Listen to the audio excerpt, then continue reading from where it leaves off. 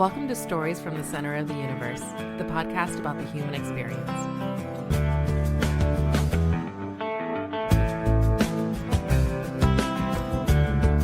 Dumi Mabhena, welcome to the Center of the Universe, and I apologize up front, Dumi. I had to practice saying your name before we started recording, and I think I did it better before we started recording than I did it just there, but welcome. Thanks so much, Paul. I appreciate you having me, and I'm honored to be on your podcast. It's weird being on this side of the screen. I'm usually the one asking the questions, but I'm excited to see what I have to say, quite honestly. So thank you. Yeah, I think it's going to be a different kind of experience for you because you and I have asked lots of people lots of questions. I imagine you and I are pretty good at asking questions, better than the average bear, I would guess. Not experts or not professionals maybe quite yet, but certainly putting in the time gets us to a better place. But yeah, you and I do not have a ton of practice being on the other side of this, I imagine. You may have more than I do, actually. Absolutely. Well, you would think, but I think I get a lot more joy. Obviously, for the sake of context, obviously I've hosted a few podcasts before, but I get a lot more joy out of the asking of the questions and really learning from other people and their stories. So it's always weird, quite honestly, being on this side. And I always hope, did I do okay? So I'm still getting used to it. But yeah, I'm excited to see what we talk about. This will go really well. We'll have a little bit of fun. We'll do some thinking, and don't be too hard on yourself or me after we finish the recording. We'll be fine. Awesome. I guess we should start with how you and I connected. You want to tell that story? Yeah, absolutely. So, where to start? So for everyone listening, my name is Dumi Mabhena. As Paul said, I was recently an MBA graduate student at Georgetown, and one of my professors was a gentleman by the name of Andrew Ting, who is a fantastic professor. He teaches startup law at Georgetown, and I'd gone to him for advice. He's very generous with giving thoughts, time, perspective. So I gone to him for some advice on a business problem I was trying to solve with my startup. And we spoke for a bit. He's like, I really want to connect you with somebody who I think will be great for you to talk to.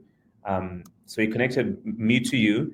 And of course, you and I connected. And then I listened to a bit of your podcast. And I saw you done 300 episodes. And I spoke with you before. And I just learned about you and how passionate you are about hearing other people's stories about overcoming adversity.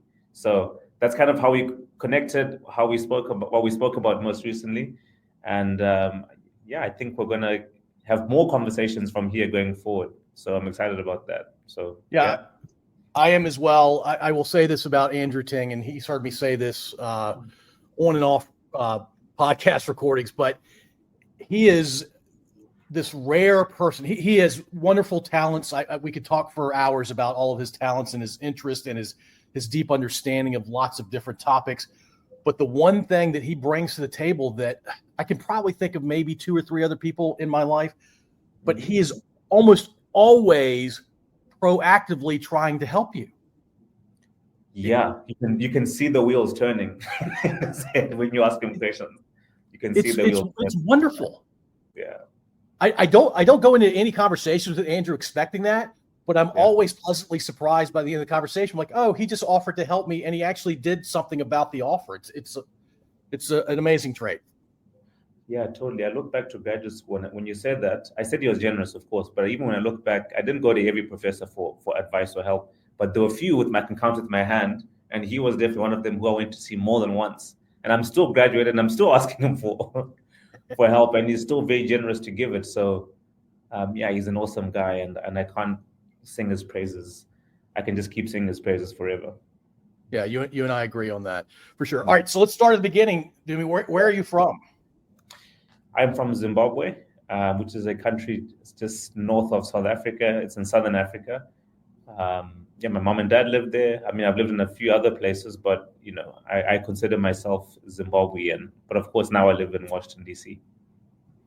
And are you the only member of your immediate family that lives in the U.S.? It's a good question. Yes, it is my immediate family. Yes, I have a first cousin who lives in New York City, who I'm very close with. It was a birthday the other day, so happy birthday to her. But yes, it's immediate family. It's just me.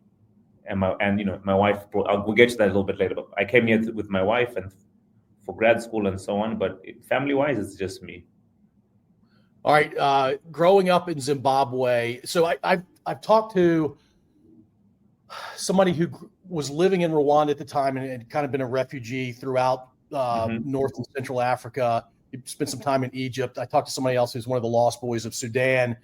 And so I got a feel for Central where the desert becomes green, and I got a feel for the deserted part, but I don't have a real feel for what it's like growing up in Southern Africa. So let me try and paint a picture for you. Well, first and foremost, best weather in the world, and I stand by that. And I continue to. The weather is just fantastic. So I mean, I'm looking out the window right now, and it's pretty. Actually, today's pretty warm, but it's been pretty cold recently.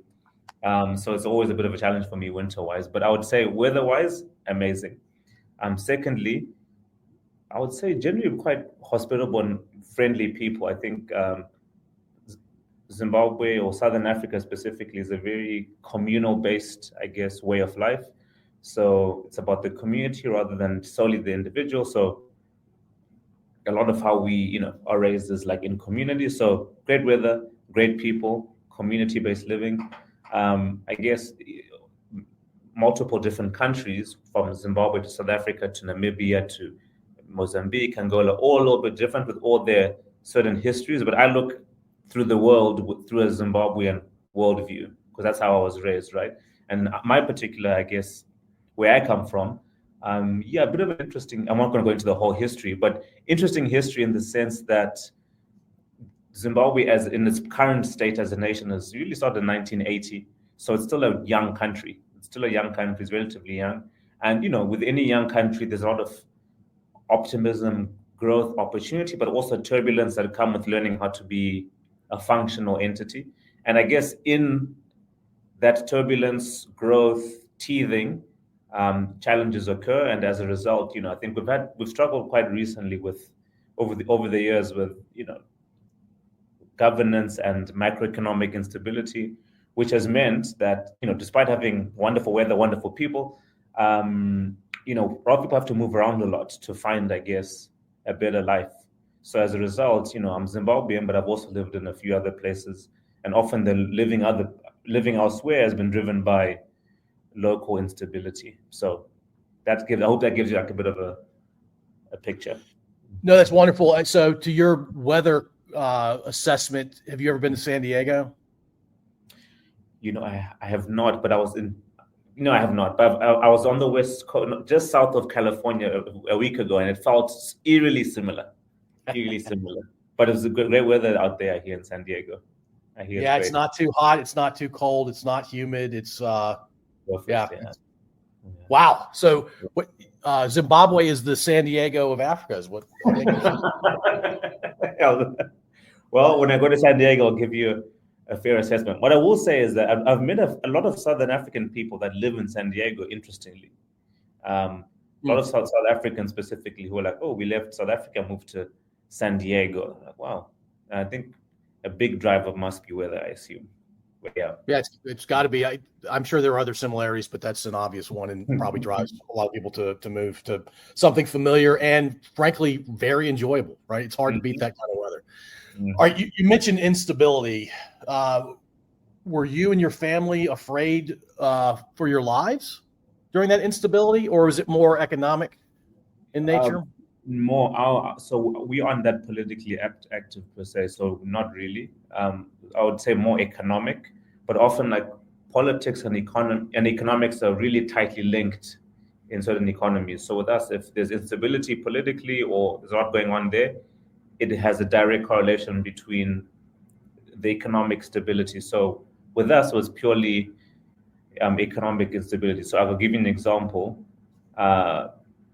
Inflation as an example. I think after World War II in Germany, Germany had incredible or ridiculous macroeconomic inflation or ridiculous inflation after World War II. People were buying, loaves of bread with money was losing its value very quickly. Zimbabwe was actually worse. Much worse. So often the economic instability was really, really bad. And what you'll find is a lot of Zimbabweans had to move, to different parts of the world for stability. So it's purely economic for the most part, but driven by politics. Yeah. How old were you when you first moved? 9. I'll say about 9. I moved to Canada for 2 years. Well, actually 8.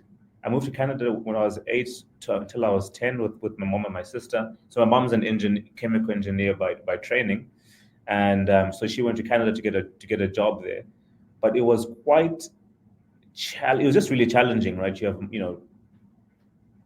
your mom moves abroad. The two of you, me and my sister, and it was just a different environment. Even though Canada is a stable place, it doesn't mean you assume things will be a lot more stable, but it was quite a tough transition, to be honest, such that we actually have to move back to Zimbabwe. So I moved to Canada when I was 8 to 10 in Ontario, just outside Toronto, in a place called Hamilton.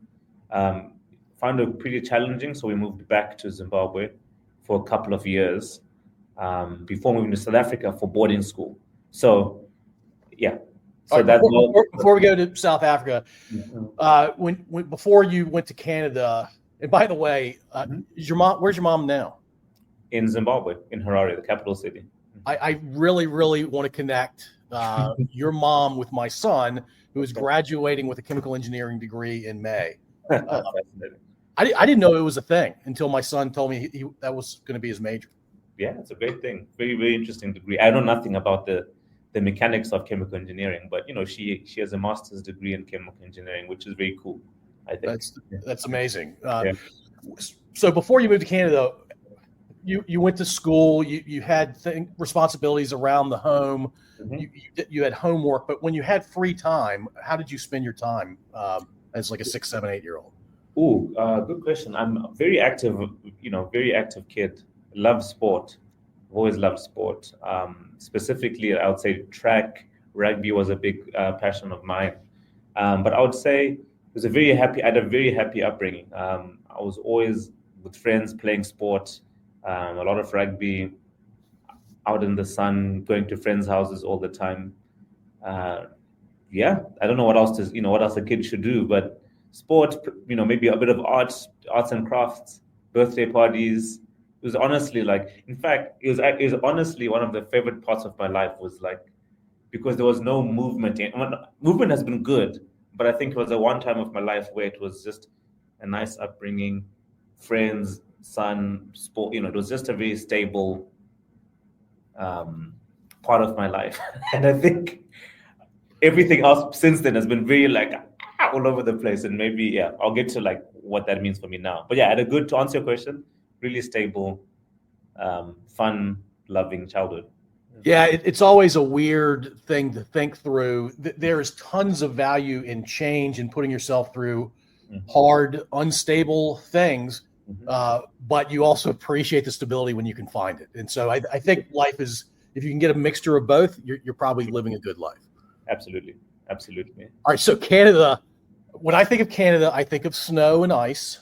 Okay. I think of they've got a funny accent to Americans. Yeah. There aren't a lot of people with your skin color, I'm guessing, back then or even today. Okay. Was it a cultural thing? Was it work wasn't working out for mom kind of thing? I mean, what drove you guys to not stay there more than a couple of years? So I would say at the time, interesting, Canada was actually very diverse. I think maybe they're changing things a bit now, but I think there was a big push because it's a big country, but they want the economy to grow. So immigration was actually a big part of Canadian culture. So my mom actually, if you're a skilled migrant, if you're skilled, they want you, right? So as I mentioned, my mom is a chemical engineer. So she came and she had a skill and she could see how things were going locally. She was like, okay, well, now I need to take these kids somewhere else where it's a bit more stable. Maybe, we'll have a better future over the long term. So when we went, the ice and cold is a very good, it was really cold and very icy and honestly quite a shock. But I think the challenge was kind of, my mom and my sister went. My dad didn't really want to go because we had a nice family business. The things were going well. My mom was like, no, I can see the future. We want to go. So I think that from the onset creates a friction area, right? You've got a mom, 2 kids, and my parents are still together now, by the way. But it's can you imagine at that particular moment, that was a very challenging thing for anyone to have to like build a new life in a new country, right? So it's like you have a mom, 2 kids in this part of Ontario, which is pretty cold, and you have to try and make a life, and that's hard. Like from the onset, it's being a single parent is hard already. But then when you add immigration on top of all of that, it becomes really challenging. So I think after a couple of years, she's like, man, I could hold out, but then I'm looking at these kids, and when I'm working, who's with them at daycare is expensive, so who are they with? And there are all of these other things that come into raising a child. And also, I talked about community earlier. So you can always try and build community in a new space, but it's really difficult because you don't really know people. Whereas back home, we have 5 sisters, 20 cousins, and you have a big community. So you're in this new country, it's just the 3 of us. It's hard to build community, and community helps shape who you become. And I think from her perspective, and I think with that, man, maybe the best decision now is if I'm to think how I'm going to shape these kids into maybe, functional adults in the future, I think it's probably better to go back to, a community environment that they can grow up in. So that was, I guess, the thought process in going to Canada, but then coming back after 2 years. Yeah, no, I get it. There are lots of families over generations that stay in generally the same place and have that larger network, whether it's neighbors or cousins or whoever, be there to raise kids. And when I say raise kids, I mean teach them valuable lessons, nurture them, teach them how to be independent, etc. There probably were some positive takeaways from your time in Canada, though. What would those be? That's a great question. I think it was my first time living in let me rephrase it, a very international community or a very international place. So as I mentioned to you, Canada, of course, has become very, maybe not now, but at that time, very immigrant friendly. It was a big push to get immigrants. So I remember everyone being from like Canada, but Poland, but Ethiopia, and, Serbia. And it was just like, I'd never experienced anything like that before. So yes, everyone was even though we were in this new chapter, there were many people who were in the same chapter, in the same city that we're living in. And that was fascinating to me. And I think having had that experience, and then that was the first thing, was really diverse from a nationality perspective. And I've always appreciated that since then, I think. I think number 2, a sense of, it put in me, I guess, sense of responsibility. I'm an older brother, I have a younger sister. And I guess I quickly had to grow up. So let's say my mom goes to work really early, I have to like wake up and make sure my sister and myself have bathed, we've eaten, and then I take her to school. And so I became very responsible at a very young age. So I actually appreciate it a lot because my world view expanded. That's the first thing. But I also became, I guess, a bit more responsible at a young, or at least my responsibility kicked in a lot younger than that it would have else, otherwise. So those are 2 things I appreciate a lot. And I got to see a different part of the world. So. Yeah, I'm going to ask you this question for each stop along the way. I'll certainly ask this about America and South Africa as well. Did you feel welcome in Canada? Did your mom feel welcome in Canada? Oh, good question. I can speak for myself. My mom, I don't know how she would feel. For myself, yes, definitely felt very welcome. I think I have a couple of cousins that have moved there, and I would love to. I think I got to go back and see what it's like since then. I felt very welcome because at that time, as I said, there was a very positive immigrant-friendly sentiment. Now, things have shifted a lot because there's a whole range of issues. But at the time, I felt very welcome, and Canadians were great. Very welcome actually. But on my mother's side, I don't know. Actually, I can't speak on her behalf. What I do know is that I think it was very challenging for her. We're just kids. We could see it was kind of hard for her being here, trying to make a life, and that we could see that. I remember looking back and seeing that was very difficult for her. But I don't know if that was. People were welcoming, but I think we're in a tough spot, which made it hard to, I guess, settle in. So that's, I guess, the best I can speak to on that part. How did you stay in touch with your dad while you were in Canada? Just over the phone, phone calls, which isn't, there was no Skype or Zoom back then or whatever. We couldn't do this. So telephones calls was the main thing we could do. And that was expensive then, right? I remember we used to have to like these scratch cards. Yeah. There was no one time you have to like do a scratch card, and then it was a whole. Yeah, I mean it's a bit of a blur at that time, but yeah, that was an expensive exercise to call someone internationally back then. Yeah. So I imagine you talked what, weekly? Yeah, and we still talk a week. Well, now it's twice a week, but typically weekly is the average cadence. But the weird thing, I suppose, on that part is like it started a trend of my relationship with my parents. I mean, I'll get into this a bit later, but I'm always away from them in some capacity, or at least one of them, you know. So what's actually normal for me is phone calls. That's actually more normal rather than being in person for a long period of time. Being in person for a year, they'll be like, wow, this is weird, you know. We're used to being away from each other. Do you guys hop on Zoom or is it phone calls? Phone call, do a group call. Okay. Oh, so it's the whole family gets on the phone. The whole family does a group call. Because we'll get into where my sister lives and stuff now, but she's in Europe, I'm in America, they're both in Zimbabwe, so yeah. Wow. Most Americans can't fathom. I know. On 3 continents, right? Yep. Which is very normal for a lot of Zimbabwean families, ironically, which goes back to the original point where, you know, we move around a lot. All right, so sorry, go ahead. No, I'm just saying out of necessity, but yeah. Yeah. Necessity is the mother of invention, I think somebody said, or somebody paraphrased a long time ago. All right, so you go back to Zimbabwe, and was that like did you guys know when you moved back it was a temporary sort of thing, or was the idea to sort of settle back in there? I think it was to settle back in, but I think it got really, I guess, even more challenging economically. So it was like, okay, then I had the opportunity to go to boarding school abroad. And I think the big blessing I've always had is, you know, my parents have always been like striving for the best for us, especially, I guess, in terms of academia. So often it's really like, where can we get these kids the best school opportunities? So I think at that time it was like, man, it's a bit, economically it's a bit tense locally. Maybe we should send them to school in South Africa. And I had a cousin that was there as well. And the, you know, through one thing leading to another, I ended up going to boarding school in South Africa for 5 years. So I'd go to school and I'd fly back a couple of times in the year until I was 17. What year was this that you started the boarding school? 2003, I'd say 2003. So you were,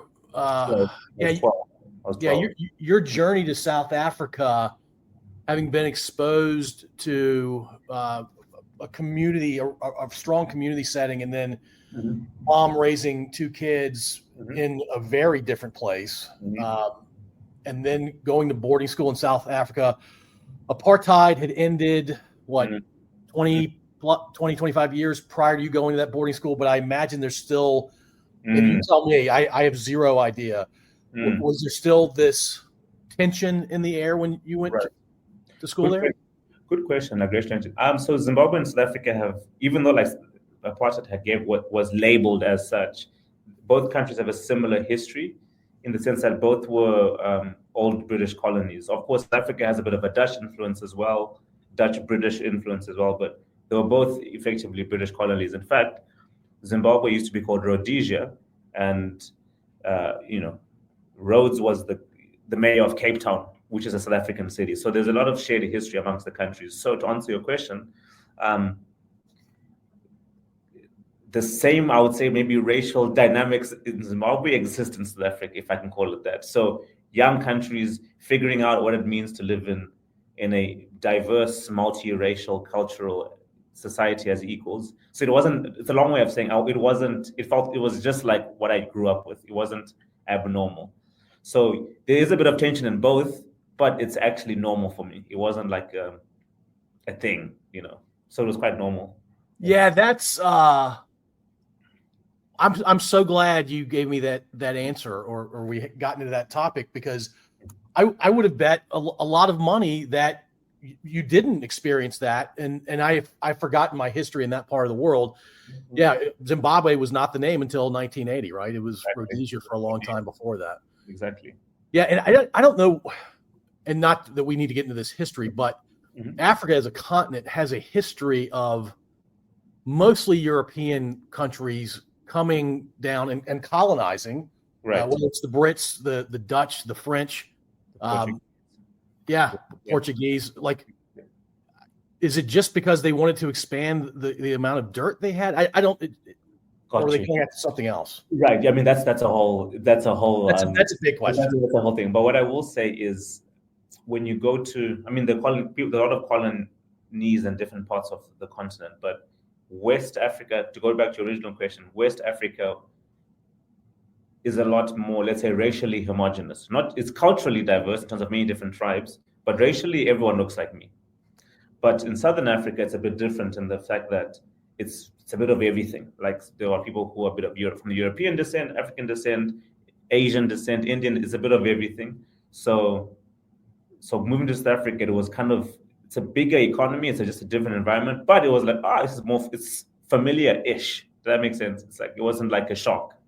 Like, it would be more of a shock to go to Nigeria. I would have been like, whoa, this is way, way more different than I'm used to. But going to South Africa was just going to, like, a bigger province, if I can call it that. Yeah, it's similar setting, similar culture, similar dynamics that you knew from most of your childhood. Exactly. And so you went to what, 8th through 12th grade, or did you call it 8th through 12th grade? Yep, 8th to 12th grade. Okay. And are you ecstatic that you went to a boarding school, or would you rather have been educated in Zimbabwe's? I'm calling it public education. I would say, I don't think boarding school for everyone. I think I'm happy it worked out for me. It was a really great school, so I'm really happy about that. I guess to answer your question, yes, I'm happy I went to boarding school. I think the only maybe challenge is it's that I look back, I just haven't really grown up around my family a lot. That's even like now. But that's the one thing. Maybe I'll look back and be like, man, it would have been nice to just grow up around my family, perhaps. But for better or for worse, I'm happy. The experiences I've had have always been good. Like, man, I'm glad I wouldn't change anything. But the one downside has been, like, even when I was in high school, it would have been maybe nice to have my family around rather than having to go on a plane to go and see them, But yeah, I'm happy with the decision. Let's put it that. It was a great experience. Yeah, it's a weird question for a parent to answer. Is your child better off for going to a different country or for the U.S. to a different state? Right. And you end up making your child or allowing them or enabling them to be wildly independent. Like, I imagine you're in the top 1% of independent adults in the world, right? You almost have to be, given your time in Canada and your time in South Africa, and now you're here in America. Right. But there's something about being connected to family that's is also valuable. And so I guess nobody can have it all, right? You can't have it all. And there's certain pros that come with being independent. Like, wow, I could move to Netherlands tomorrow and I wouldn't even think twice about it. It would be, oh, cool. Where are we living? Japan. Okay. I wouldn't even think about it. Where some people would be like, it'd be a lot more emotional turmoil, which is a superpower.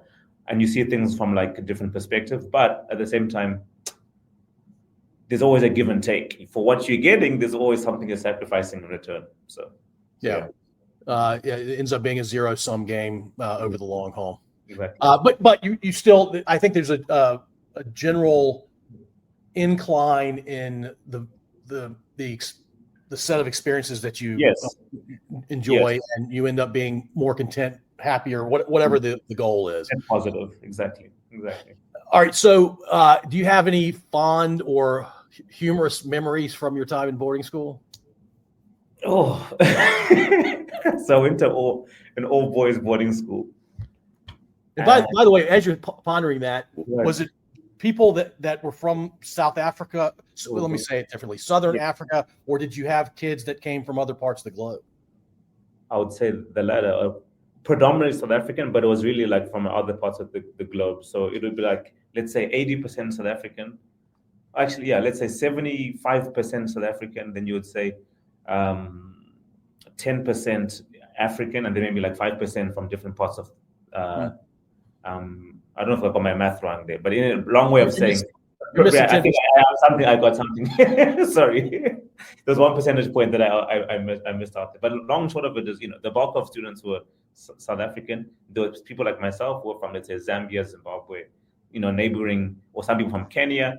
And then I had I have friends who I'm still friends with now who are from New York or from Europe and so on, whose parents wanted to send them to like a school in Southern Africa. So it was a complete, mostly South African, but it was a mix, which made for an interesting experiences. So to answer your question, I think boarding school was really, boys boarding school is just hectic, but it was a lot of fun. And I think the beauty of it is that everyone remains. It's like you share a certain set of experiences with people for 5 years that you're always close for the rest of your life. Like I'm in a group chat with all of those people.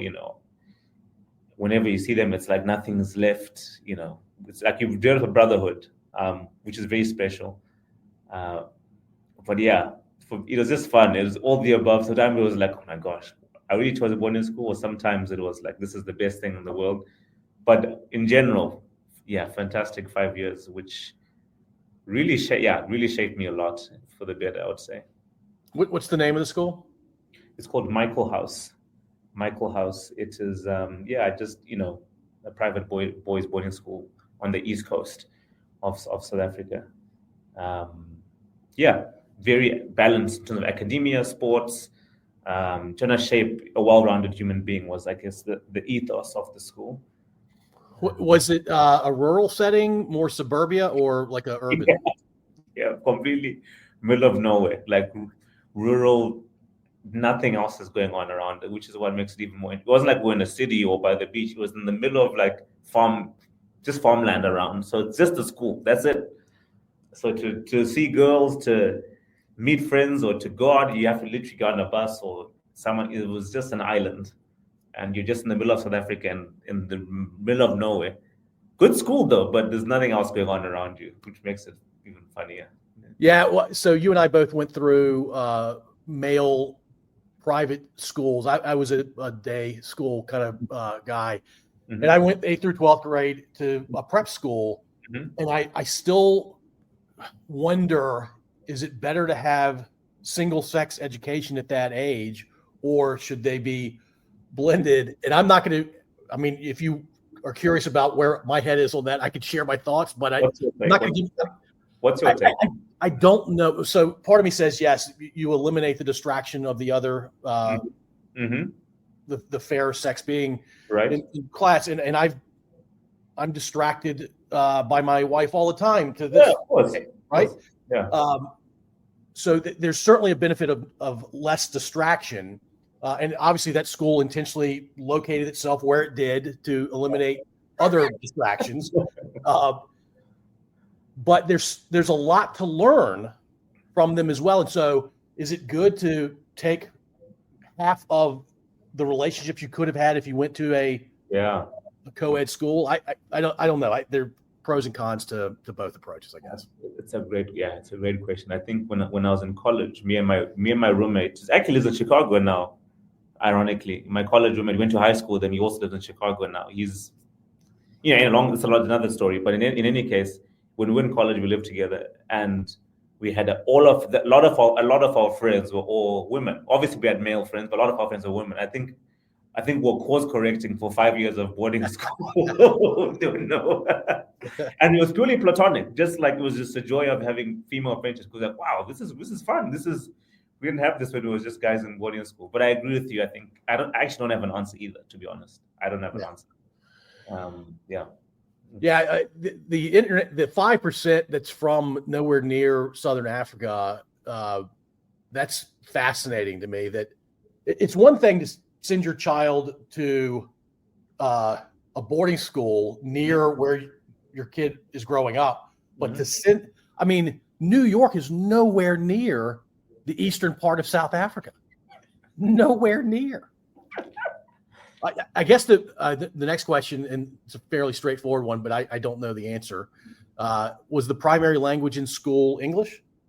Yeah. So, yes, in that part of South Africa, it's a good question because South Africa has many different languages. In the East Coast, it's Zululand or KwaZulu Natal, which is like Zulu territory, but there's also a big English history in that part of the country. So English was the primary language, but you could do a second language or third language.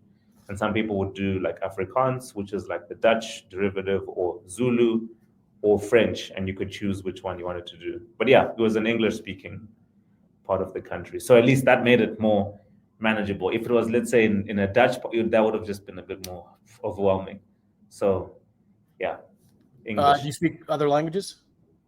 I speak English, of course, Shona, which is a Zimbabwean language. I regret not learning enough Zulu when I was I took French in high school because I was an international student. I could do that. If I was local, I would have had to do a local language. But I think one thing I do is I regret not taking a local Zulu language. I think it's one thing I regret. And maybe at some point in this life, I'll add it to my lexicon, but just three.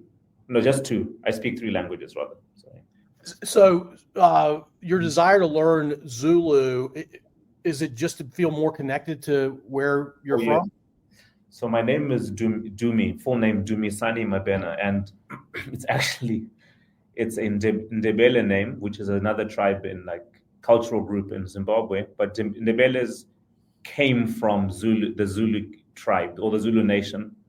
So when I'm in South Africa, everyone assumes my name is it's a Zulu name, and everyone assumes I speak Zulu, and it's always like, oh my God, wait, what? But your name is like being called Juan Miguel, whatever, and everyone assumes and you can't speak Spanish. It's very odd on paper that like, how's your name Juan Miguel, Santa, whatever, and you can't speak. It's very strange. So that's what it's like being myself. So I think in hindsight, I should have learned more Zulu. But I think I was trying to clutch onto my Shona Zimbabwean identity and I should have expanded it into learning more. But you live and you learn. Yeah. Yeah, and you have more time. To your earlier point, you can maybe learn it down the way. Mm-hmm. All right, so you graduate high school, and by the way, did you continue playing rugby? I did. I played a lot of rugby in high school. All right, I love asking rugby guys this, especially guys who played a lot of rugby and then live in a country that has professional football, as we call it. Mm-hmm. Do you think the National Football League would be a very different game if they didn't have helmets and shoulder pads?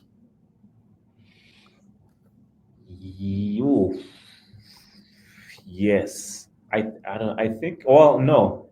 Yes and no. I'll say on the affirmative, it would kind of be different because if you look at how people tackle each other in National Football League, sometimes people fly with they try to take each other's heads off, but it's because they know they have helmets to kind of protect them. So I think there'll be a bit more course correction in that sense. On the no, on the no side, I don't know. I just think rugby is a completely different. Everyone assumes that because they're collision-based sports. But I think having people with helmets, I think, I don't know what I'm trying to say. I just think that by saying yes, people have a higher degree of contact and they're crazier. I think there's a lot more contact. But if you take away helmets, contact becomes less, which I think is actually healthier. But I think they're completely different sports. And I watch both at length, but they're completely different sports. All right. Well, and I assumed you've been in the U.S. long enough to have followed the NFL at some level. Do you have a favorite team? I follow the Ohio State Buckeyes very closely. I watch Ohio State Buckeyes very closely. I think they play phenomenal. I mean, I'm a storyline guy. So when I got into watching college football, I started watching Ohio State, and I like I like their program. I think they were a really great program, and of course, they finally won us this season, which was great for them. But yeah, that's on the college football side. On the NFL side, I'm still figuring it out. I love DC. The Commanders had a fantastic season, which was great to see. So I'm really fully behind the Commanders for the foreseeable future. So yeah. So I have a guaranteed listener to every episode I do because I have a good friend of mine. I've known him for 50 plus years. Mm-hmm. he listens to all these because he really enjoys listening to them, and then he does a summary write-up to go along with each episode. Right. And he is a massive Ohio State football fan, so he will love hearing this part of the conversation. A phenomenal program. I can talk about that program at length, but it's just they may produce studs outside of Alabama. I think Ohio, I can go into this at length, but phenomenal program, and him and I will speak another time. But yeah. All right. So rugby, I never played it. I think I practiced it one time because they needed an extra guy to show up, and I could move, and I was coordinated enough not to get myself killed. Mm-hmm. But I had a college friend of mine who played on the club team, and every time they had a match, he'd come back and something was busted on him. Yeah, I know. It's an unforgiving game. It's very unforgiving. Yeah. So are you going to have lifelong I'm done now. I'm done. Can I tell you something? So I used to play a lot of rugby I played a lot in high school, and even in college I played a lot when I went to college. And I had in high school I had 2 knee surgeries in my junior and senior year, 2 back-to-back knee surgeries. Then when I was a freshman, I broke a bone in my shoulder. And then I think when I was in college, I was like, okay, I'll just give it a couple more years. And I did a hip injury. Then I'm like, you know what? I'm done with this. And I thought I was done. And when I moved to DC, I was like, it's kind of spring. I want to be a bit more social, make more friends. I'll make some rugby friends. I'll go and play. My first time playing, I ruptured my Achilles tendon. Then I was like, you know what? I'm done. I'm just done.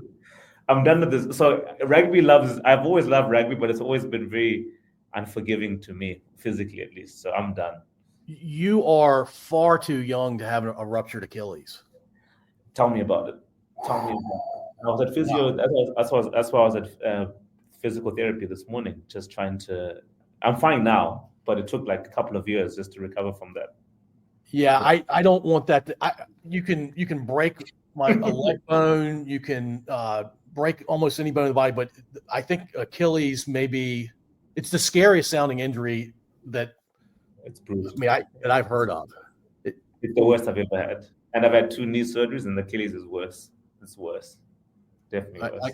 I can only imagine. Yeah, which is why you said for physical therapy earlier today. You were doing sprint. Like when I go out, I do a nice pace for a walk. That's about all I'm doing. All right. So you graduate high school. Where did you go after high school? So I went so as I said to you earlier, I was playing a lot of rugby, and I really wanted to, at least at the time, I really wanted to take sports quite seriously and see how far I could take it. Because I was a decent rugby player at high school, and I thought I think I can go into college and see how far I can take this professionally. So I went to Scotland, and the reason I went to Scotland was because I applied to schools in the UK, in England, and Scotland. But Scotland has a liberal arts education where it's 4 years, just like America. So whereas in the UK, in England, you have to do 3 years and you're very locked in with your degree, which I didn't really want because just at 18, you're still trying to learn about your interests and so on. So I went to Scotland at a sports school, and it was called Stirling, which is in between Edinburgh and Glasgow. It's a very sports-based school. And as I said to you earlier, I was doing a psychology and sport degree at the time, and then my body just started getting all bust up after my first. I said, you know what? This isn't just not. I'm just done with this. I actually want to enjoy my college experience. I can't keep having these recurring injuries. So I changed my degree to a business degree, and for the remainder of the next 3 years, I played for a couple of seasons, but I just stopped playing.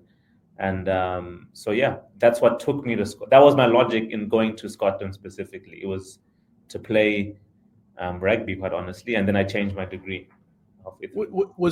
Did you grow up with a cultural connection to the United Kingdom, whether it's England or Scotland? Oh, Scotland, nothing. United Kingdom, I always wanted to go to because I had family in the UK, and I don't know. Obviously, maybe it's because I grew up in a Commonwealth country, but there's always this fascination with going to the UK, and they were pretty good schools. They're really good schools, and it was pretty common for people who were Zimbabwean to go to the UK for college. It's very common. So I just wanted to go to somewhere in the UK, but Scotland specifically.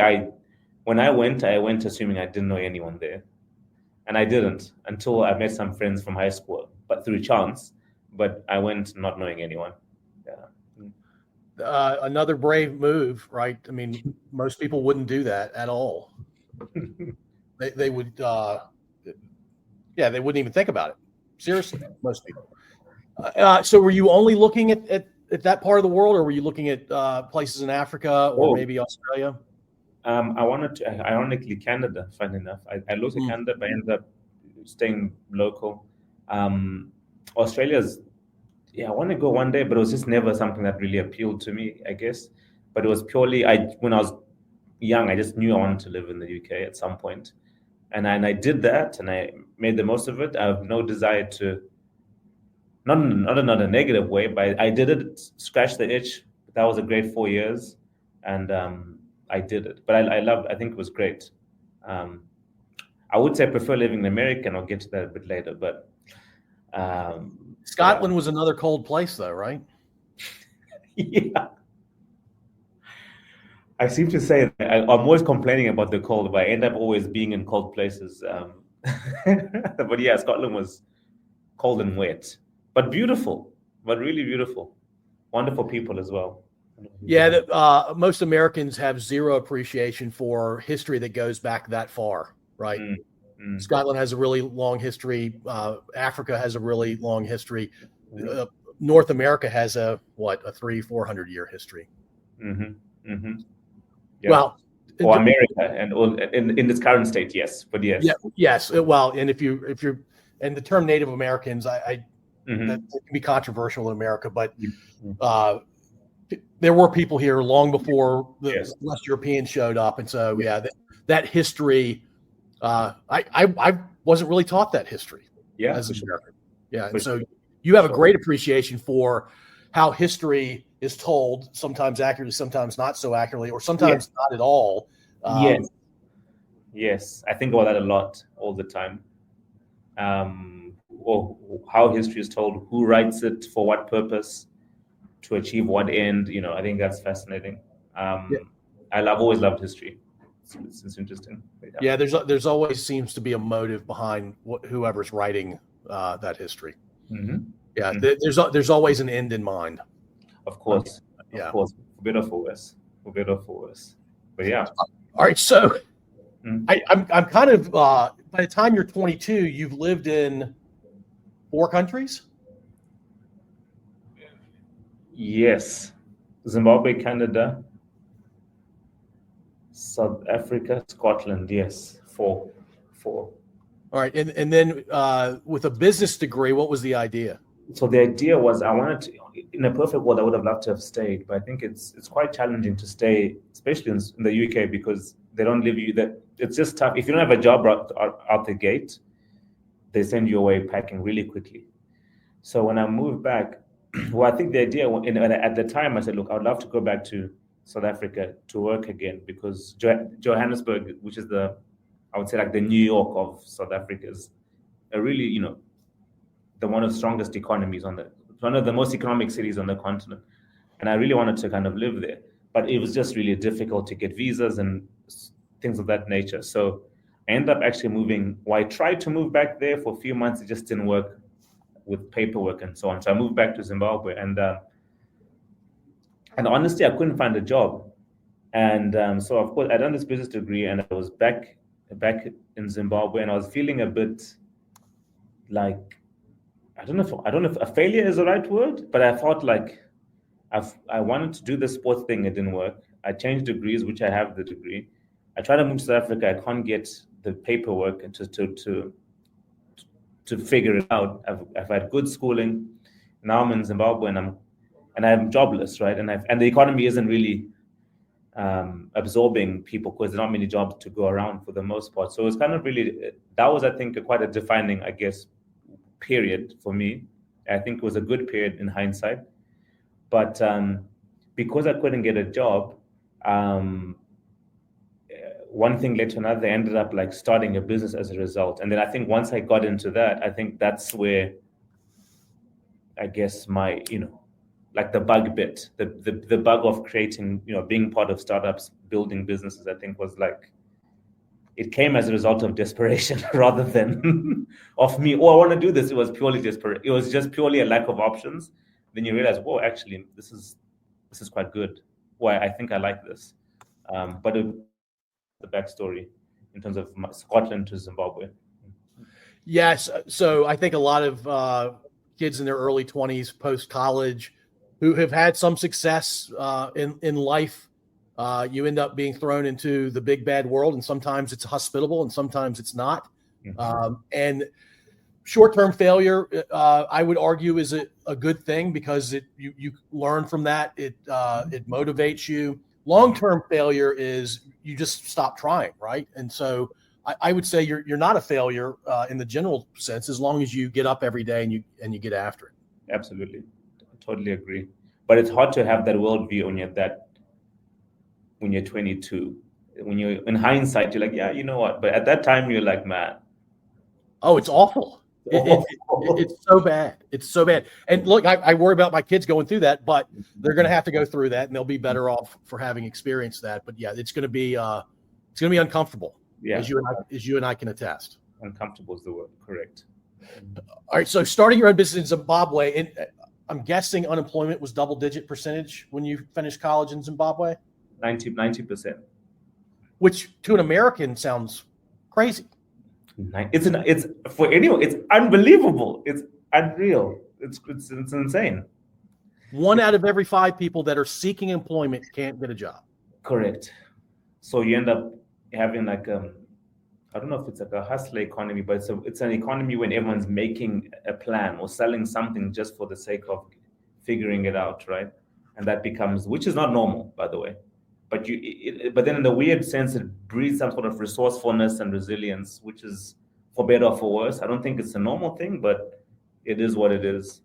And yeah, and that's kind of the situation that I was in. You try and find jobs, but it just wasn't cracking. So you say, okay, well, what if we were to, I remember just being there unemployed, and then someone was like, we went to my aunt's place. We had one of these preachers come over. I think a very religious family. And then they had someone come over and, say, oh, does anyone have any prayer requests? And then one guy says, oh, but then the preacher says, any prayer requests? And then my dad says, yeah, he puts his hand up. So I'm praying that Dumi gets a job. And I'm looking at my dad like, what the hell? Why are you putting my laundry out there like that? So the pastor starts praying, and we're all praying, we're closing our eyes. And then in the prayer, he then says something very weird. He says, look, but if it's not your will, God, that he finds a job, help him to learn how to create jobs. And I remember being like, that's weird. No one's ever said that before.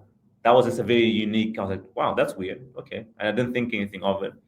But it was kind of prophetic because a lot of my career, I guess, has been in the pursuit of learning how to become a better, or being surrounded at least around people that are able to build things that add value, that can in turn help empower people, the world, create jobs, help people. So, that's kind of, that's been very fulfilling. So that period was very challenging, but in hindsight, I think it was the shock that helped like put a battery in my back for my 20s, I think. Yeah. I have so many thoughts here, but you've ended up thus far in, I would argue, not knowing your full story, but what we've talked about today and in our previous conversation, you have lived a richer life, I think, than if you had found a job starting at a lower level, kind of working your way up a corporate ladder sort of thing. I think you've challenged yourself in ways that's made you a better form of what you would have been if you had followed the other path. For sure. It's been very rich. Sometimes I wonder if, because change is so constant, I wonder if it's something I'm always seeking out rather than with the change route. I'm like, no, the other way. Stability versus change, I'm always seeking out. I don't know if that's a conscious thing or a subconscious thing. The more I talk about it. There's a conversation around moderation, right? Rapid change that's happening constantly. I would argue that's probably not great. Exactly. Yeah. And the other thing about your dad asking for that prayer request, right. Yeah, it's embarrassing at the time. Put myself in your shoes. I would have been embarrassed, but looking back at it, your dad was doing you a favor. Yeah, he was doing me a favor. He said, "Look," and I've never seen him ask for prayer requests before. I'm like, well, since when is he asking for prayer? But in hindsight, I'm like, man, it's set off a trajectory that has been very interesting ever since. So what was that first business? So there was a big soap shortage locally. There was a big laundry. It's a long story, but laundry soap shortage was a thing. And my parents had this. They have a waste removal business where they have trucks that dispose of like this industrial waste. And the waste that they were disposing of was the main raw material to laundry soap, and they were throwing it away for like months at a time. I'm like, dude, this is a real, we're throwing away raw material for something that could really be turned into something that can create more value, and that's in high demand and in shortage. So one of the opportunities that came up was like, hey, instead of throwing this away, we can just like funnel this elsewhere because we have the trucks. And so one thing led to another, and then we ended up starting like a manufacturing business, which I fully ran. We had a factory, had some staff, and 22, and we started a laundry soap manufacturing business. So I got into manufacturing, and I ran that for 2 years. And if I had drugs, I couldn't sell them fast enough.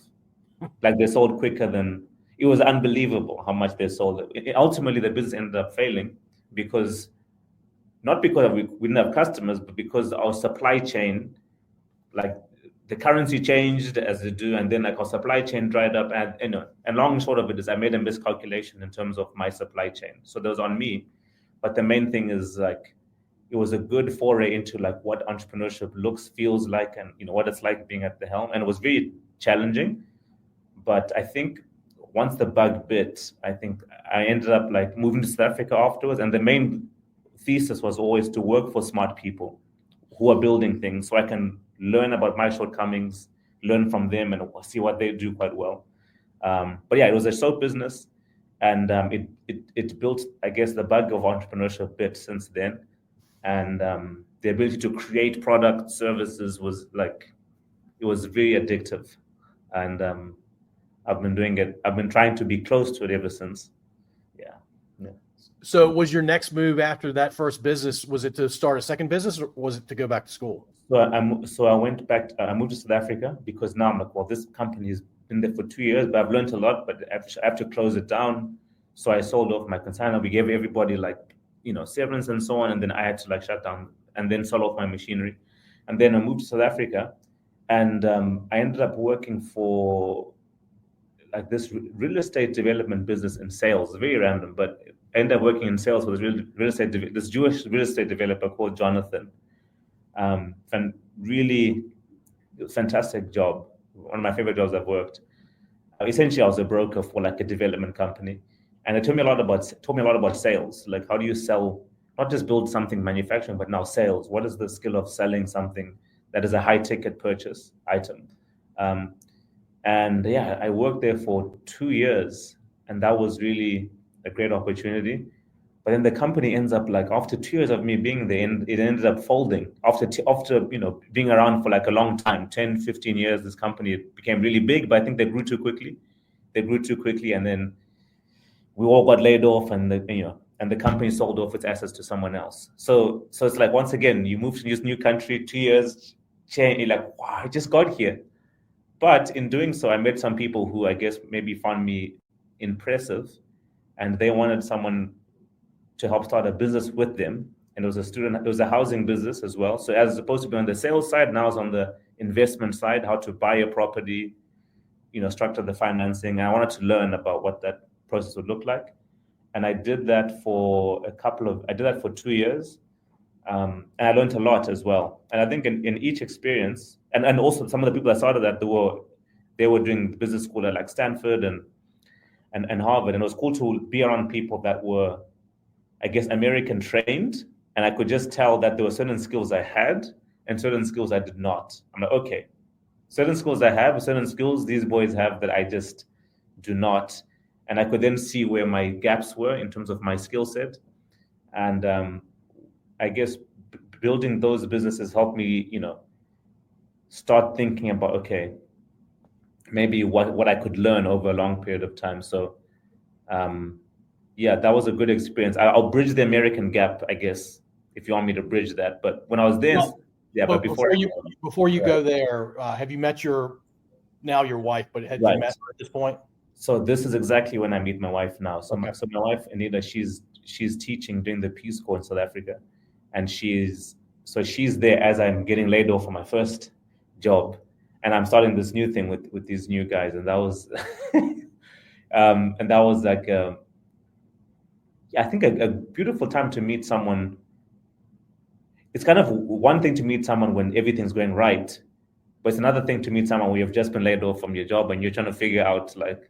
And I think I've been very lucky to have met someone in that period of my life because everything ended up being fine.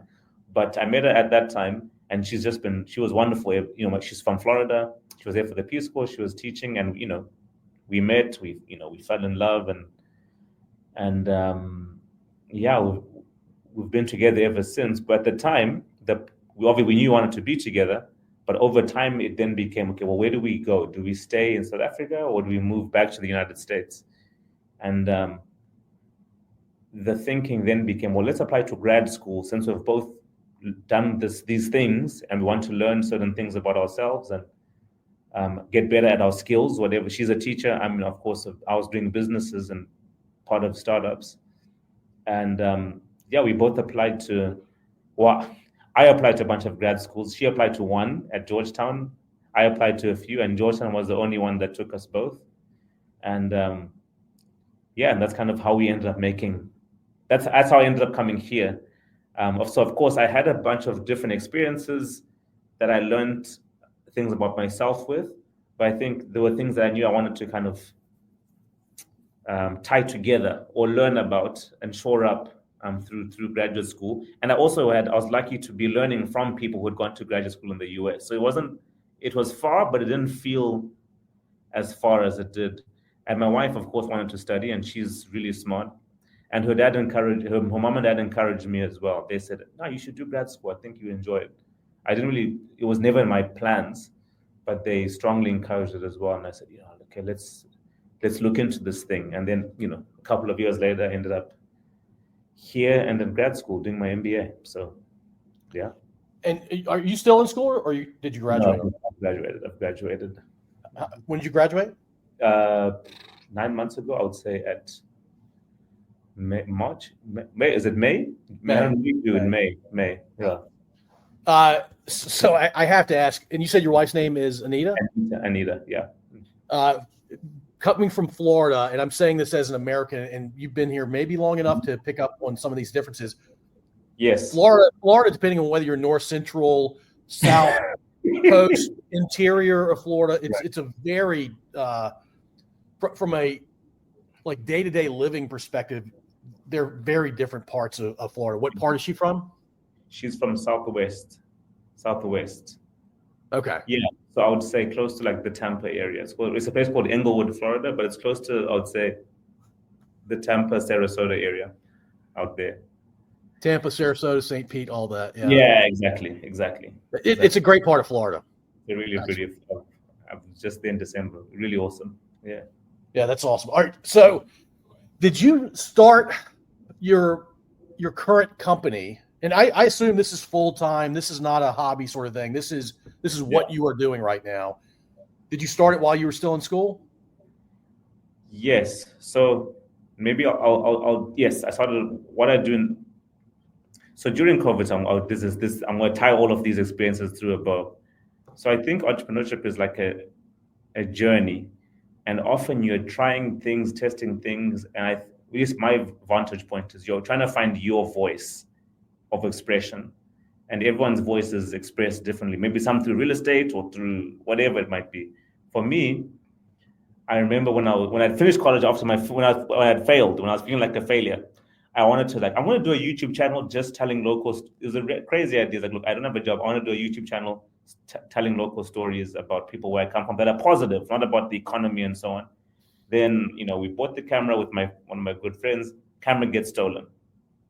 So when the camera got stolen, we couldn't even start the YouTube channel because, we had to do more practical things, and they ended up starting a business, and that became what it was. But when during the pandemic, when I was applying for graduate school, I was like, I really want to do that idea right now because we can't leave our houses. But this thing, I really want this idea to see the light of day. I'm in South Africa and I feel very homesick and I want to be connected to my community. So I started a podcast called Zimbabwean Voices, where I'd interview a lot of people just like this, what we're doing right now, people's stories, and then share them with the public just to tell more positive stories about my community. And that was I would say if you look at a lot of the businesses that I was a part of, it was always someone else's idea or an opportunistic moment that came up, but it was never my thing. It was never like my hunch. It was always, hey, this is an opportunity, jump on it, or this is something that's there, it's an opportunity. But my own idea was I want to do a podcast that tells local Zimbabwean stories. That was my first authentic idea, if that was true to me. And it was incredibly fulfilling. And that podcast is one of the most fulfilling projects I've done. We've done many, many cool things with that project. Anyway, I found it quite technical in terms of how to learn how to produce, edit, record, etc. And what I do now, then when I got to business school, I said, man, I think I can solve this problem if I'm feeling this, I think other people might feel this too. And then you look at the data that most podcasts don't get past episode 3 or 4 because everyone starts and the learning curve is a bit steep and they don't think they get listens and then they end up churning for many different types of reasons. And I got so much fulfillment out of my project. Like, it was very fulfilling for me. I said, I think I don't want people to go through that. I don't want anyone to start something and go through that, because this can be very fulfilling if when done really, really well. And when you structure your processes in the right way. So now I spent a couple of years at business school, like refining it. And now I run a startup which basically streamlines podcast production and all onto one software, from editing to recording to publishing to analytics onto one platform in a way that's easy and intuitive for any non-technical person. But I guess I tell the backstory to say every experience feels very random. I can appreciate that. But what I would say is my 20s was for learning. And I guess now the 30s is about tying all of those experiences into something that is authentically myself and expressed. And that's kind of what I do now. It's building this startup so that other people who have their own expressive ideas they want to work on can use our software, publish podcasts, and tell the stories they want to tell. So I hope that gives a bit of context. Yeah. No, it does. I love your story. I love the fact that you've been reflective in a way that's healthy, that says, hey, I've actually found an authentic origin story or a beginning that was authentic, and it's stayed with you in a way that you've expanded it much more widely than I think that the typical person would even consider. By the way, what's the name of the company? Oh, sorry. I should do that. It's called Shanda Studio. It's called SHANDA.studio. And that's the website. Shanda, yeah. Yeah, so I jumped on your website, I guess, a week or two ago. It was whenever we chatted the first time. And the idea of podcasting, helping podcasters who are just starting out, and the idea of really being focused on younger folks, right? Maybe people that are in school or just graduated from high school or college. But I think your world, and I think you were already doing this anyway, you're expanding well beyond that, right? Because there are people that will be beginners in their 70s. And there are people that have the capabilities, having not grown up with technology, having experienced most of their lives without technology, they actually have the wherewithal to figure that sort of stuff out. They're definitely the exception. They're not the rule, but they're out there. And I would certainly argue people that are 45 and younger, they all have grown up with some technology, or at least had to, in order to get through the day-to-day or week-to-week, they've had to learn some things about technology. And so I love the fact that you're enabling and you're growing a business that you have real passion about. But let me not talk about your passion. Tell me more about why you're so passionate about enabling people to tell their stories. I think And to your earlier point, yeah, thank you so much. We've learned that this is so much more accessible to who we thought it was in the beginning. So we're changing all of our language to reflect that on the Shanda website. But I think stories, at least for me, at a time in my life when I wanted to do both of my first podcast as an example, it was typically at times in life where I was looking for maybe some sort of meaning. So maybe I didn't have a job and I wanted to do something that was positive outside of myself. Obviously, it's for me, but it's also for like my community. And for me, like this medium, I think it's very meaningful. And I think often in life, I think we're all searching for meaning in some way, shape, or form. And I think sometimes meaning comes from hearing someone else's story, expressing, helping them, learning it for yourself, but then also sharing it with people. And I think a lot of people have so many different stories that they want to tell or hear and express with the world. And I know how I felt when I was going through that journey. And I don't think it had to be as hard as it was. I think it could have been easier. And I think a lot of people are going to I get so many people reaching out like, hey, I want to do a story about, or interviews about, childhood cancer or something. That's very meaningful content that needs to exist. Or then that everyone has their own different ideas. And I think that would be really meaningful for them. And I think it's important to give people the tools to do that for themselves. So I think it's about meaning and helping people, with the tools they need to find meaning, express meaning, and help other people do that as well. Connection and meaningfulness, I think, is what podcasting helped me with. And I think a lot of people find meaning in it as well. And I think that's what I want to help out with. Okay. Yeah, and podcasting, to one of your earlier points, it enables storytelling. And how do we as humans tell stories? We tell them through books, we tell them through movies, through television shows, through music, and now podcasting has been a thing, I guess, for a decade and a half, maybe a couple of decades now. And it's taken off like wildfire, but it's the one place where you can overly produce and overly manicure podcasts, and nothing against those kinds of podcasts, but you can also find a place, because there's so many people that are doing podcasts that can get past the third or fourth episode. Yes. They're telling organic, authentic stories that either inspire or teach, motivate. Yes. You can think of a lot of other impacts that podcasts have, but what a cool place to wake up. What a cool idea to wake up to every day, what you're doing. Yeah, it is. Sometimes it is very fulfilling to say, look, I think our biggest challenge right now is awareness. Like once we're finishing up our third version, I'm going to release it again in March. I think our main thing, we want to just get more awareness about what we've made. But the fulfilling part is when you see it being used. You're like, wow, this is, someone had an idea and a concept and they used it. I can't tell you how fulfilling that is to say whatever that person had to use it for, seeing that you made something and then they ran it through what we've built together. I think that's what makes it very fulfilling to say you've made something that people are sharing stories with, and that's what it's all about. So, yeah. And to your earlier point, it's coming from a positive place in the spirit of putting more positive things out into the world. And I mean, there's nothing not to like about what you're doing. Totally. And of course, I don't know if, at least not yet, we don't have any control on the negative stuff, because, as we grow, there might be a bit of that, and there'll be a whole different way in which we think about handling that. But at least our intention is very pure. It's no story should go untold because of friction, unnecessary friction.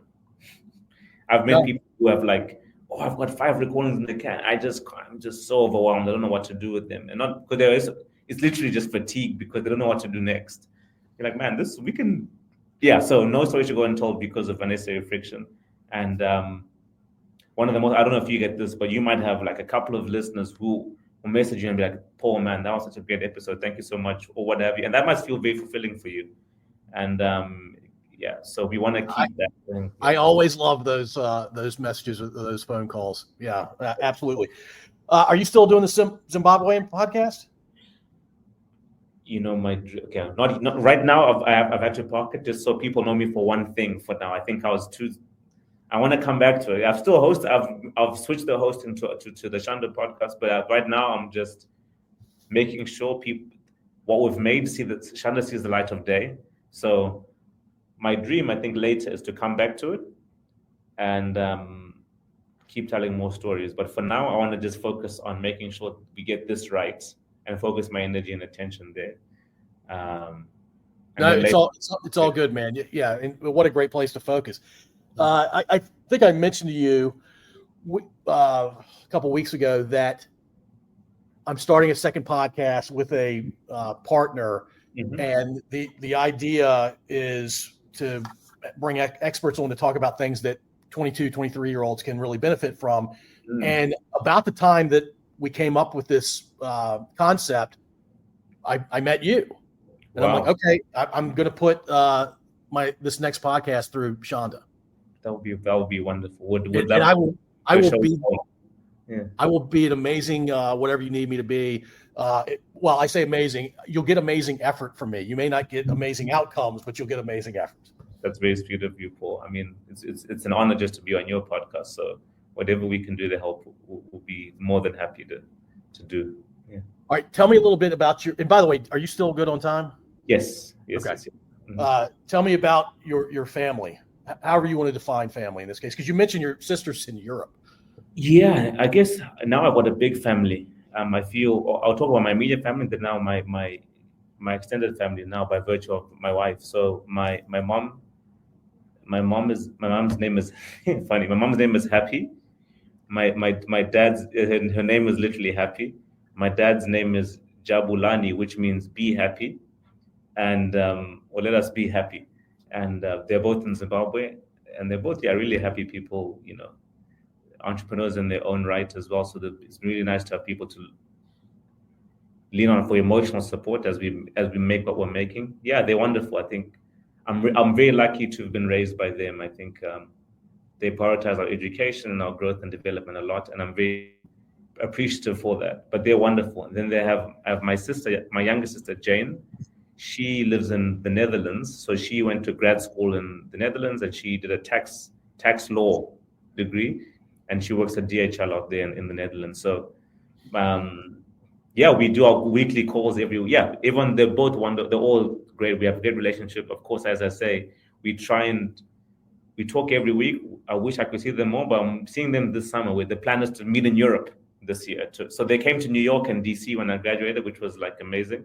Now we want to meet in Europe this summer. Now my extended family, Anita. I mean, Anita's dad's called Frank. Her mother is Anna, and she has a younger sister called Andrea, and that's my family too. They are wonderful. Like when you move to a new place, you don't know many people, and she brought me all this way. And Anna, Frank, Andrea, and the Volacek, the Volacek family in general, they are amazing. They're amazing. They've been very generous with me, and I feel like literally part of. In fact, I'm officiating a wedding in Maine. I realized on Sunday. I'm a licensed wedding officiant in the state of Maine. In the state of what? In the state of Maine. Well, first of all, why? Because Anita's family on her dad's side. Her mom's Costa Rican, but her dad comes from Maine. And Caitlin, Anita's cousin, is getting married. And she's like, I'd love for you to officiate my wedding. I was just like floored. Wow, this is such a huge honor. I know we're very close now, but I say that to say, I have a family, but it's grown so much so that I'm officiating one of their weddings in a couple of months in the state of Maine on Sebago Lake, which is going to be fun, but very random, but it's going to be fantastic. All right, have you been to Maine before? Yeah, I go every summer. I go every summer, July 4th. So so you know that Mainers can't say R's. They don't recognize the letter R. Yes. It's great. It's a great part of the US. So that's my family. That's my family. Beautiful state as well. And yeah, you it sounds like you have a wonderful family, both through your wife and the family you grew up with. Mm-hmm. I have to ask this question. Are you guys ever going to move back to Zimbabwe? Are you going to stay in America? Or who knows, you might move to 5 different places. I'm more, you know what? I'm more worried about the last point you just said, because my wife, Anita, she lived in, this is also, so she was born in Switzerland. Her parents lived in, for work abroad. So she was born in Switzerland, lived in Hungary, in Turkey, moved to the US, moved to Florida at 11. So Florida was really country number 4, and she also lived in South Africa. So she's also on country number 5. So quite frankly, to the beginning point, I'm very much just having some stability, being here for the next for the foreseeable future. I'm more worried about her. She's trying to bring other places into the equation. I'm like, Anita, can we just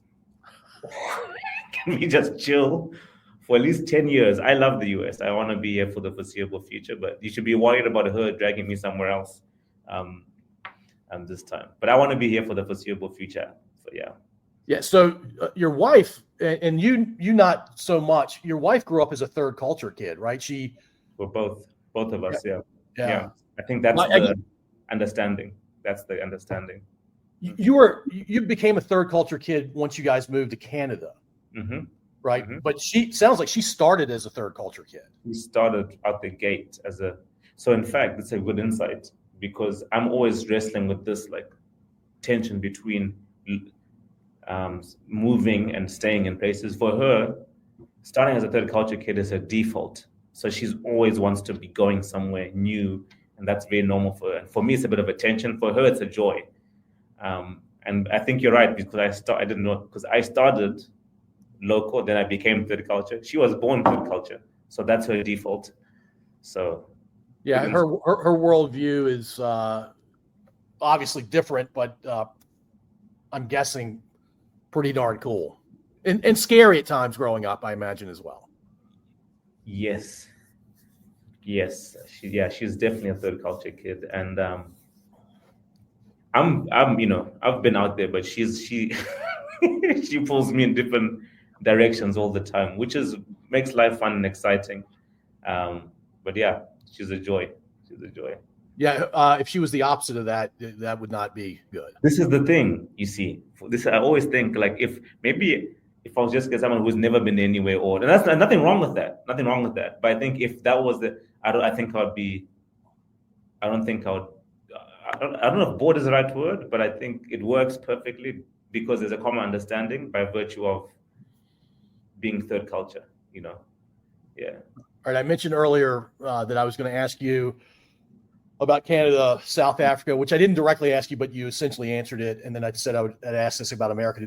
Have you felt welcome here in America initially and throughout your time here? Absolutely. In fact, surprisingly, I don't know if surprising is the right word, but more than overwhelmingly so, in fact. Overwhelmingly so. And I don't know if it's because I'm older now and maybe more mature, or that's why I say I would love to be here for the foreseeable future. I've loved the US. I think America's it's amazing. I mean, I've loved it. Now, no place is perfect, as I've lived in. No place is perfect. But to answer your question, yeah, I think it's been lovely, and I've had family, who've taken me in a beautiful way. So that's made everything all the more easier. What was your impression of America before you actually lived here? It's America's incredibly good at exporting popular culture and everything. So you always grow up around American, on TV. It's just always in your face. And then when you come, I remember when I came, I remember being like, wow, it's literally like on TV. And it's a very silly comment, but everyone who'd go on exchange from boarding school to America, they'll be like, bro, when you watch the movies, it's really like that. I'm like, what have you guys been? And when I came, I remember walking on 14th Street, just in DC, and looking at how people dress and how they, wow, it really, it's like a movie. It's like a movie. So, but no, I think it's just because you see it on TV all the time, when you're always consuming it, and then when you're around it, you're like, wow, it's actually pretty accurate to what I see. So,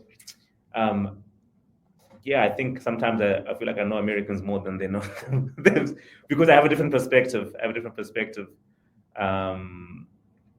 To being a local. I'm always looking at people because I'm within and without at the same time. Does that make sense? I'm always looking from within and without. but very optimistic people. And that's the main difference, I would say. When I said earlier, I'm not, the UK, I think I did that and I'm okay now. There's a bit of a cynicism and a pessimism in the UK. In America, like the sky is like blue. There's a general optimism about the future and about how life should move forward.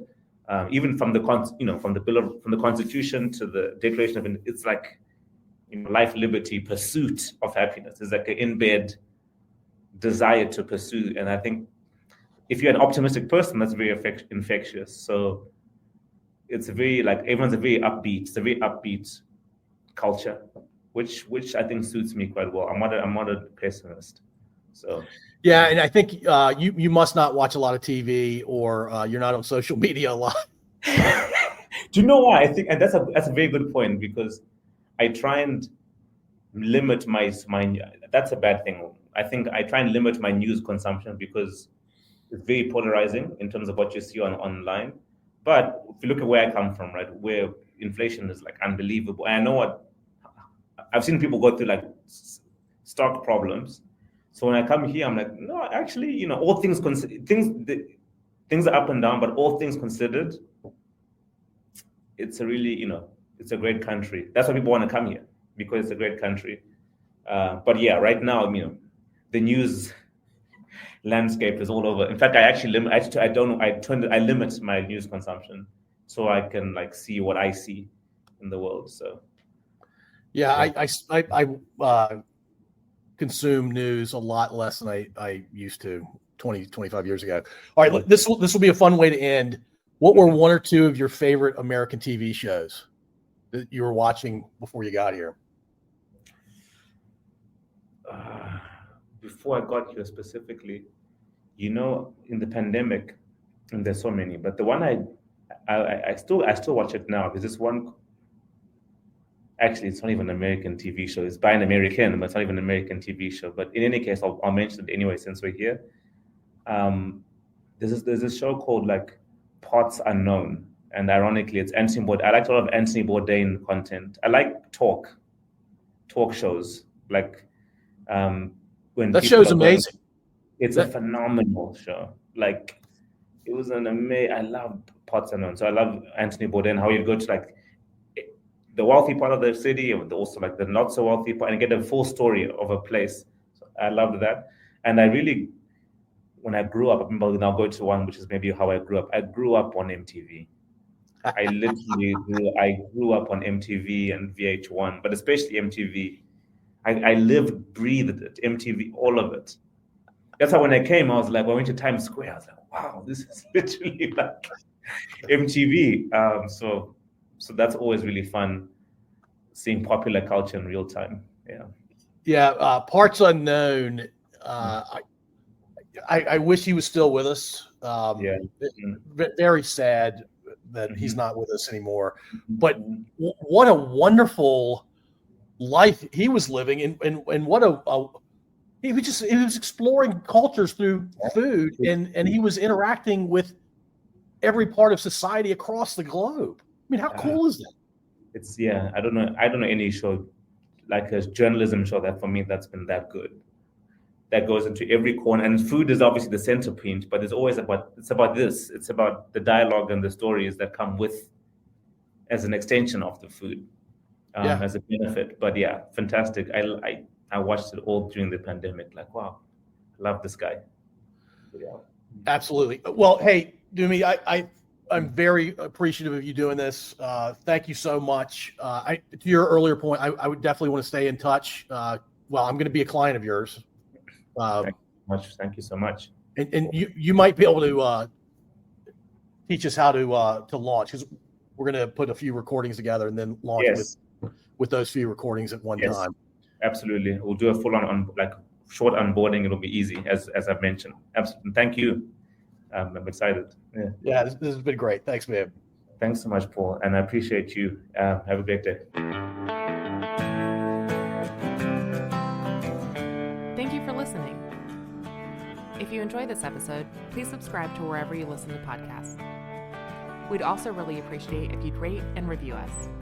You can find us at scodupodcast.com.